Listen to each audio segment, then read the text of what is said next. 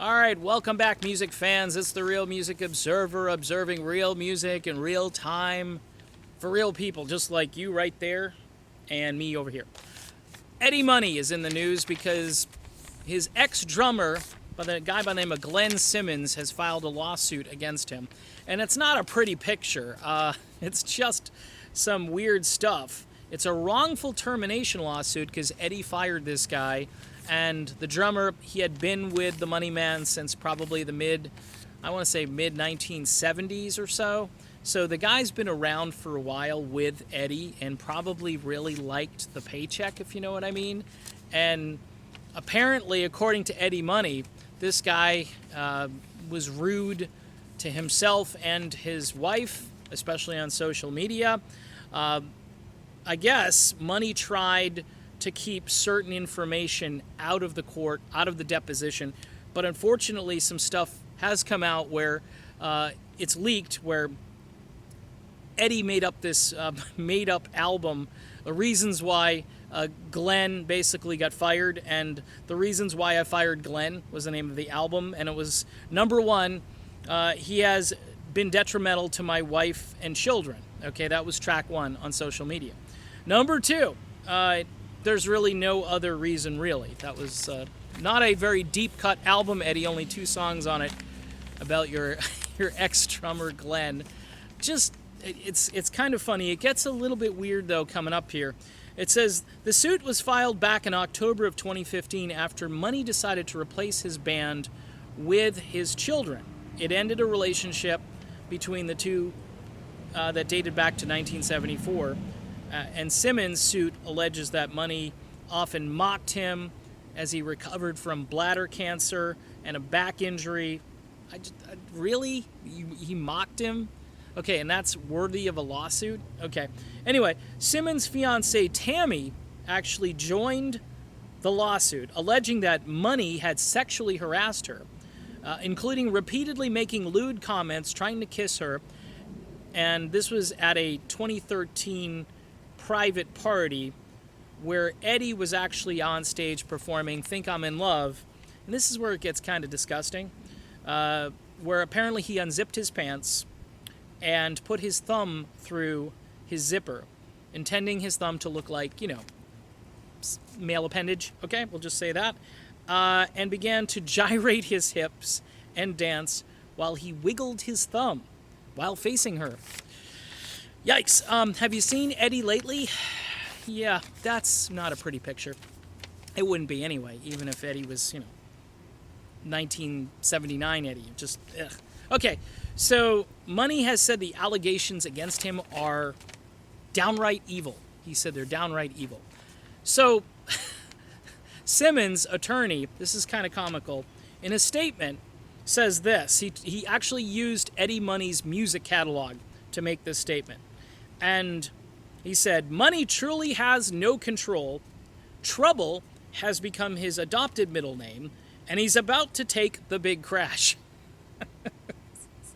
It's funny to me. I'm sorry. I laugh at this because he's been running with the devil, losing control everywhere, and is no longer in any position to buy 2 tickets to paradise. Money does not walk on water. He is no angel and has made a number of illegal moves he will soon regret. Money should think twice about what he has done in regards to his relationship with Simmons and his fiancée, Tommy Landrum. It's just a matter of time before he'll be shaken and found guilty. But don't worry, as Glenn Simmons knows, you can't keep a good man down. So, Eddie Money, he's not going up the river or anything, but he might owe this guy some money if Simmons wins the lawsuit. I was a big fan of Eddie Money throughout my radio tenure, and even after. I think he got the short end of the stick when grunge and all that stuff came along, because for about 10 years or so, he still had some mojo, up until I think he appeared on the Drew Carey show, and I think that was the end of Eddie. Not that that ended his career or anything like that, but I think that was like the bookend on his, I don't know. If you see him these days, he's constantly throwing the microphone out at the audience to every song. He's just running around the stage, he looks like hell. I mean, I'm sorry.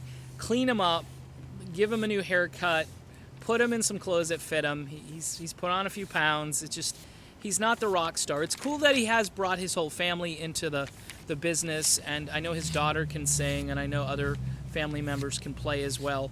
But I remember Eddie actually gave me a phone call, believe it or not. The record label probably put him up to it. And Eddie was calling the AOR stations, what we used to call album-oriented rock stations. And I was a part of one of those in, I think it was 88 or 89, when Eddie gave me a phone call and thanked me for playing a tune called The Love in Your Eyes, which a lot of the rock stations thought was a little too pop, a little too top 40-ish sounding.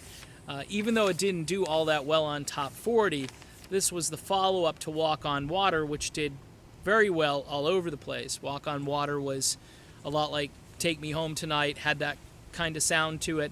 And this album that Eddie was telling me about, I had the album. He said, yeah, this is, produced by Richie Zito, who, as you probably know, went on to be one of the great producers of the rock era. The guy is a great producer, and he actually did an album with all of his favorite artists a number of years ago, and pretty good stuff. Richie isn't a household name, but he's good. And it was kind of cool to hear from Eddie on the phone, and he started talking about his wife and his kids and, taking vacations and going on trips and doing what normal people do. Actually, Dennis DeYoung gave me the same story when he called me to thank me for playing a record back in the 80s, Boomtown, I think it was. Nobody was playing it. And I'm like, hey, hell, it's Dennis DeYoung. Dennis DeYoung, even back then, wasn't getting the respect he deserves. Same thing's happening today. Eddie Money, though, lawsuit, buddy. I hope you win it.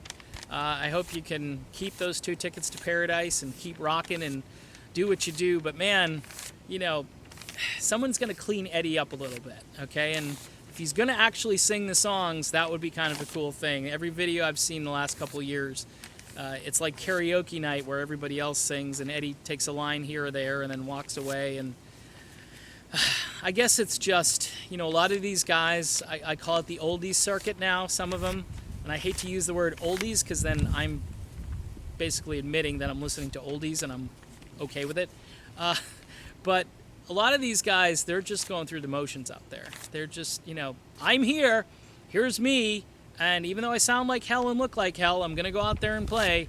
And in this case, I loved Eddie Money up until about maybe 10, 12 years ago, but then, I guess it's, Paul McCartney now is starting to sound kind of like, okay, Paul, it might be time. It might be time. Maybe because you're, one of the 2 remaining Beatles, you can do this until you drop.